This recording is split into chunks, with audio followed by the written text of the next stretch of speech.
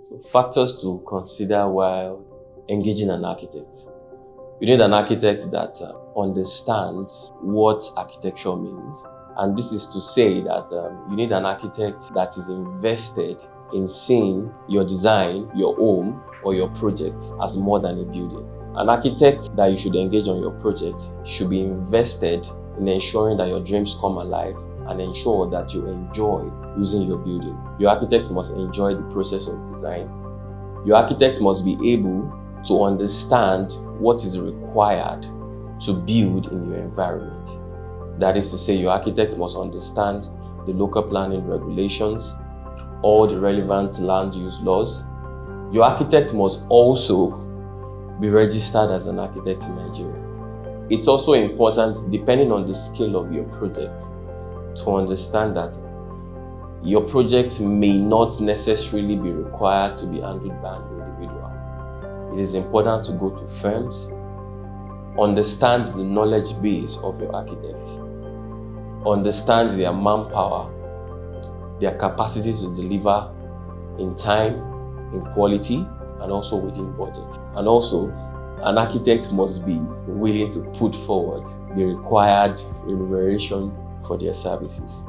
It is important that architects are well paid, and it is important that you see to it that the architect that you are choosing places value on being paid, because that's the only way that shows that they place value on the service that they are offering to you. It is also important that your architect has a wide understanding of the environment and the possibilities of the types of designs and what fits into different types of spaces and places.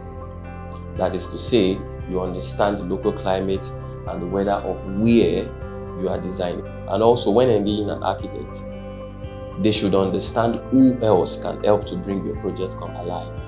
We're talking about allied professionals, people that understand the role of the structural engineer, the mechanical engineer, the electrical engineer, and even on some complex projects, there are specialists that need to be brought on board. Your architect should understand and be able to recognize who and what is needed at every point of your project. Your architect does not necessarily have to be the only one to even carry the burden of the architectural process. You might need a landscape specialist for the building landscape. You might need an acoustic engineer for the sound control within the building, depending on the type. You might also need an interior designer that has a separate idea different from what the architect is thinking, to ensure that the architect is getting optimal value for whatever processes that they are bringing forth to you. It's also important for your architect to understand the importance of costing. And that your architect and the type of QS that they work with should be very important to you. Also, while choosing your architect, you should also look at an architect that understands the tendering process and the choice of contractor, because no matter how fantastic a design is, if it gets in the hands of the wrong contractor, they will definitely make a mess of it. So your architect should be very interested in ensuring that your tendering process is thorough and it is honest.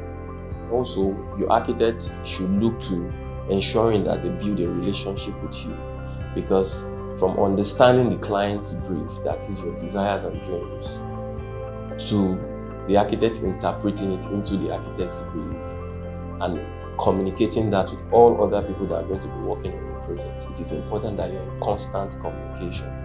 So it's important to engage an architect that you can develop a relationship with. And altogether, I believe that architects are in the world to make it better.